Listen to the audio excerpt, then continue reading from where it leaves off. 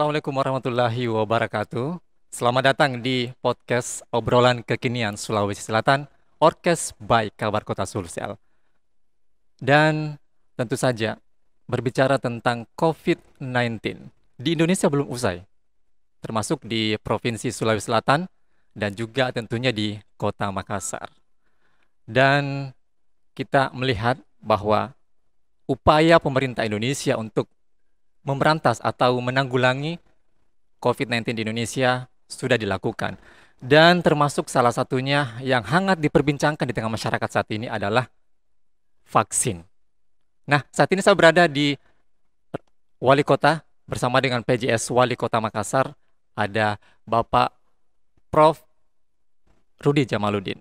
Assalamualaikum Prof. Apa kabar? Waalaikumsalam Pak Yuma. Iya, Alhamdulillah baik-baik. Alhamdulillah baik-baik. Prof, kita berbincang santai saja Prof tentang vaksin di Indonesia saat ini yang sudah tersalurkan seperti itu Prof ya. Dan kalau kita ketahui kemarin Prof, ini orang yang pertama divaksin itu Presiden Jokowi ya, kemarin tanggal 13 Januari Betul. 2021 berbarengan dengan beberapa pejabat negara tinggi lainnya. Ada juga artis, kemudian ada juga influencer dan tokoh-tokoh masyarakat Indonesia seperti itu Prof. Dan setelahnya, satu hari setelahnya ya, kita juga di beberapa provinsi di Indonesia, di kepala daerah, ini sudah divaksin. Dan termasuk di Kota Makassar. Apa Prof sudah divaksin juga?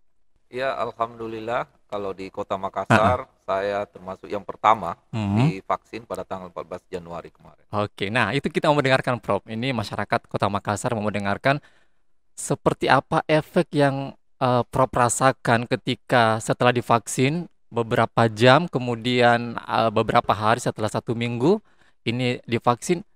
Mungkin bisa diceritakan sedikit Prof. Pengalamannya selama setelah divaksin seperti itu Prof. Ya, Alhamdulillah ya. Memang Mm-mm. menjelang vaksinasi itu kan berkembang banyak sekali berita-berita Mm-mm. yang cukup meresahkan warga Iya. bahwa efek samping daripada vaksin. Tetapi faktanya vaksinasi ini kita yakin bahwa inilah upaya pemerintah Mm-mm. untuk menyelamatkan kita semua dan tidak mungkin mencelakakan kita. Iya. Makanya perangkat-perangkat SOP-nya sudah disiapkan, Mm-mm. ya, mulai dari screening awal untuk memastikan kita layak divaksin dari sisi kesiapan tubuh, ya, Mm-mm. kemudian proses vaksinasinya dan bahkan setelah itu ada observasi 30 menit. Mm-mm. Nah, setelah saya divaksin, yang saya rasakan itu Iya. secara umum hampir nggak ada efek yang sangat mempengaruhi aktivitas saya. Mm-mm. Dan bahkan setelah vaksinasi saya langsung melayani wartawan kita diwawancara, Iya. kemudian saya tetap menjalankan agenda-agenda pemerintah kota seperti biasa tanpa ada gangguan akibat vaksinasi. Iya, biasanya kan ada yang biasa takut gitu Prof ya. Ada biasanya kalau sudah divaksin ada pembengkakan ataupun ada semacam demam seperti itu. Itu Prof tidak mengalami seperti itu. Alhamdulillah sama sekali Mm-mm. nggak ada, sehingga masyarakat tidak perlu ragu lah. Kita Oh, didampingi dokter, dia iya. observasi, ya saya kira nggak ada masalah, insya Allah. Iya, ini menggunakan vaksin Sinovac ya, Prof ya. Sinovac ini, Sinovac ya. Sinovac benar. Oke. Nah, ini kan banyak keraguan publik ini, Prof. Di tengah masyarakat ini takut divaksin, tidak mau divaksin seperti itu. Nah, kira-kira apa yang eh, Prof tangkap kenapa tidak mau divaksin masyarakat, utamanya di Kota Makassar ini, Prof? Mungkin ada alasan-alasan yang mungkin pernah didengar oleh Prof begitu, Prof? Iya, jadi memang menjelang vaksinasi kan banyak kabar-kabar, Mm-mm. informasi-informasi yang sebagian juga hoax ya, Iya, yang cukup meresahkan ya. Tetapi itu wajar-wajar saja mungkin mendengar informasi-informasi dari tempat-tempat lain. iya. Tapi yang pasti di sini bahwa proses vaksinasi sudah berjalan Mm-mm. sejak tanggal 14 Januari yang dimulai dari saya sendiri, kemudian dilanjutkan dengan para nakes. Dan alhamdulillah hingga saat ini belum ada informasi dan laporan yang kami terima Iya, bahwa yang sudah divaksin itu mengalami efek samping yang signifikan. begitu ya. Semua gejala-gejalanya hampir kalau secara umum nggak berpengaruh lah kepada Berpengaruh aktivitas ya. kita. Berarti aman gitu, Prof ya. Aman insya Aman. Itu Allah. dia yang selalu menjadi wanti-wanti masyarakat Ya. kita, Prof. Ketika ya selain jarumnya juga yang itu kan biasa ada jarumnya itu, Prof ya. Itu yang mungkin bisa apa ya menjadi takut seperti itu ya. Selain efeknya nanti seperti apa. Ya. Tapi kalau Prof sudah menyatakan aman ya, Iya. Alhamdulillah bisa seperti itu ya Prof ya. Nah, kalau untuk yang hoax, berita-berita hoax yang paling aneh mungkin Prof, yang mungkin Prof dengar-dengar seperti apa begitu Prof? Ya, sebenarnya sekarang ini walaupun ada berita-berita hoax yang Mm-mm. yang diisukan oleh oknum-oknum, Iya. sebenarnya masyarakat nggak perlu takut lagi mengambil keputusan untuk divaksin, Mm-mm. karena vaksinasi sudah berlangsung dan alhamdulillah saya katakan tadi yang divaksin ini sama sekali nggak ada sangat bertentangan dengan berita-berita hoax yang disampaikan. Iya. Iya, jadi nggak J- perlu ragu lagi saya kira. Oke, jadi tidak perlu ragu-ragu bahwa saya takut nanti divaksin nanti saya kena kenapa begitu Iya, nanti setelah divaksin saya pingsan kayak iya. begitu Prof. Itu kan ketakutan masyarakat di situ Prof. Dan Iya, yang karena dan yang terpenting ah, ah, bahwa kita harus yakin dan percaya bahwa iya, vaksinasi ini justru akan melindungi kita. melindungi kita ya. Justru saat ini kita lebih rentan kalau tidak tervaksin dibanding divaksin Iya. akibat adanya pandemi COVID ini. Hmm. Sehingga kalau kita betul ingin menjaga diri kita dan keluarga kita, vaksin adalah salah satu solusi yang terbaik saat ini selain tetap menjalankan protokol Protokol kesehatan. kesehatan ya, Prof ya. Iya, seperti itu ya. Dan ini Prof, kalau untuk Kota Makassar sendiri jatah untuk vaksin di masyarakat ini target jatahnya untuk Kota Makassar sendiri Prof bagaimana ini? Untuk Berapa jatah yang disiapkan pemerintah Kota Makassar?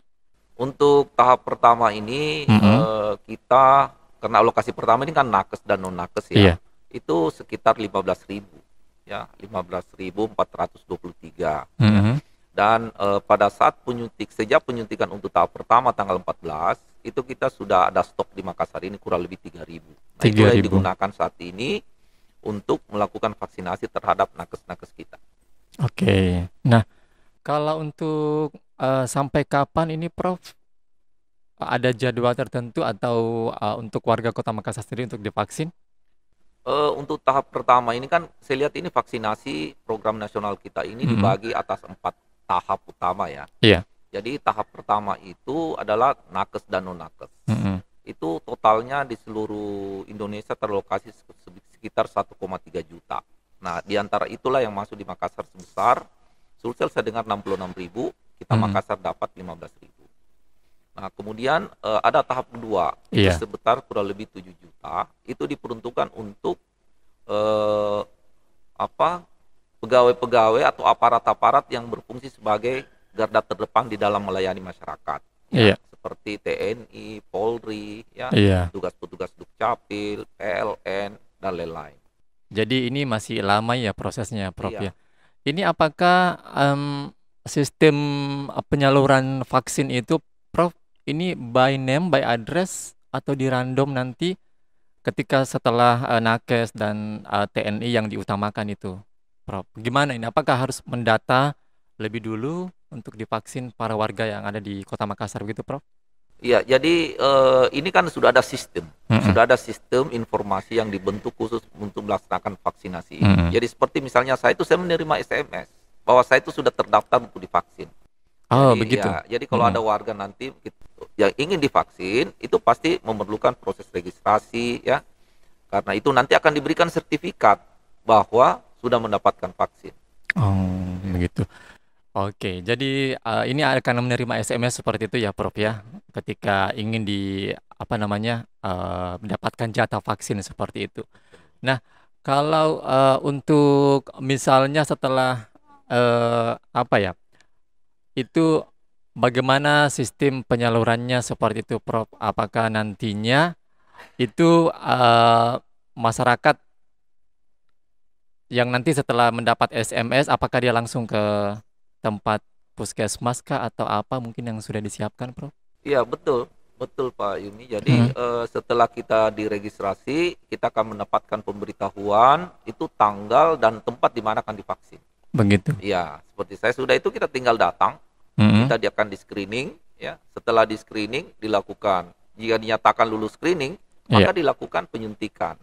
Tapi kalau dinyatakan tidak lulus screening dengan catatan memang ada hal-hal yang bisa potensi memiliki dampak, nah itu tidak divaksin.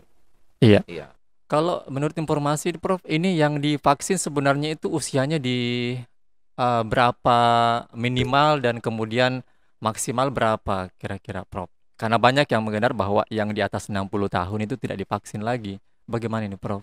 Ya, jadi sebenarnya prioritas utama Mm-mm. adalah kepada warga-warga kita yang memiliki aktivitas sangat tinggi. Iya. Ya, nah, tentu yang sangat tinggi itu adalah usia-usia produktif. Mm-mm. Ya, usia-usia produktif itu ya di atas 18 tahun, ya 17, 18 tahun sampai dengan umur-umur 60 tahun. 60 tahun. Ya. Apakah ada perbedaan ininya, Prof? Ada perbedaan vaksinnya? Sampai saat ini belum ada informasi resmi dari pemerintah ya bahwa Mm. yang umur 60 nanti vaksinnya beda atau tidak Iya. ya. Tetapi kalau saya tadi itu pertimbangannya. Kemudian tentu yang kedua ada pertimbangan efek samping jika ada ya. Nah, ini kan faktanya tidak ada efek samping. Sehingga saya yakin pemerintah pusat akan melakukan kajian-kajian lebih lanjut terkait Iya. dengan bagaimana vaksinasi untuk warga-warga masyarakat yang tadi di atas umur 60 atau sebaliknya yang masih kategori kurang dari umur Yang 17 tahun misalnya. Oke, nah ini juga Prof yang menjadi pertanyaan di kalangan masyarakat juga menjadi ketakutan juga. Nah, ketika sudah divaksin Prof, kita tidak ini ya, maksudnya tidak meminta-minta seperti itu Prof. Tiba-tiba ada yang sakit atau bagaimana? Ini yang menanggung pengobatannya siapa ini Prof? Ya, saya kira kebijakan pemerintah pusat ya udah menyampaikan bahwa vaksinasi ini dilakukan secara gratis. Iya. Apabila ada warga yang terdampak efek samping daripada vaksinasi itu sendiri, itu juga akan menjadi tanggungan pemerintah. Ya, sehingga kita tidak perlu khawatir. Ya, insya Allah. Oke, nah terus Prof ini ketika ada masyarakat yang tidak mau divaksin, apa ada sanksinya Prof? Atau bagaimana ini? Ya, ini kan sebenarnya masalah vaksinasi adalah masalah kebutuhan kita sebenarnya ya. Oke. Dan secara regulasi setahu saya belum ada ya regulasi sanksi kalau tidak ada mau divaksin harus bisa didenda atau apa enggak ada ya. Jadi ini kembali lagi kesadaran sebenarnya. Dan sekali lagi saya sampaikan bahwa vaksin ini kebutuhan kita. Iya. Ya. Jadi kebutuhan pribadi kita harusnya.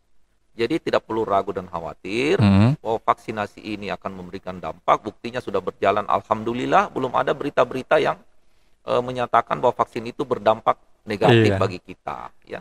Iya, mungkin karena berita-berita hoax aja ya, Prof ya. Betul. Oke, mungkin yang terakhir Prof ini Prof, karena waktunya juga agak ini ya.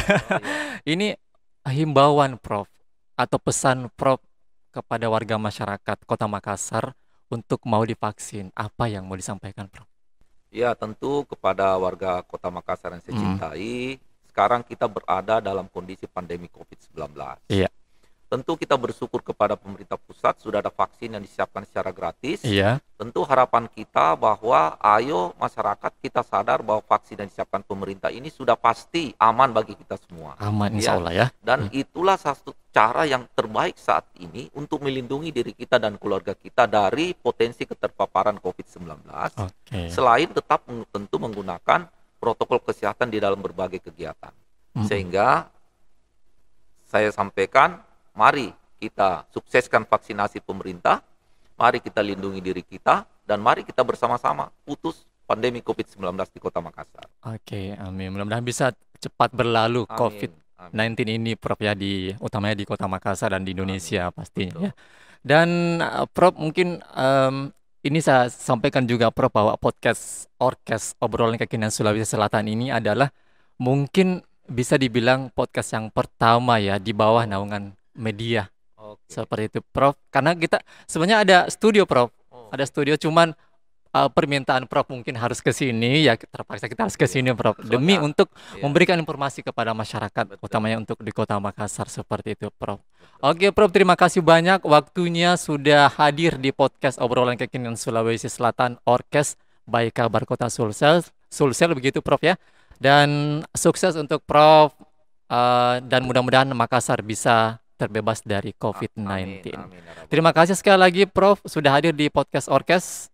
Wassalamualaikum warahmatullahi wabarakatuh. Waalaikumsalam.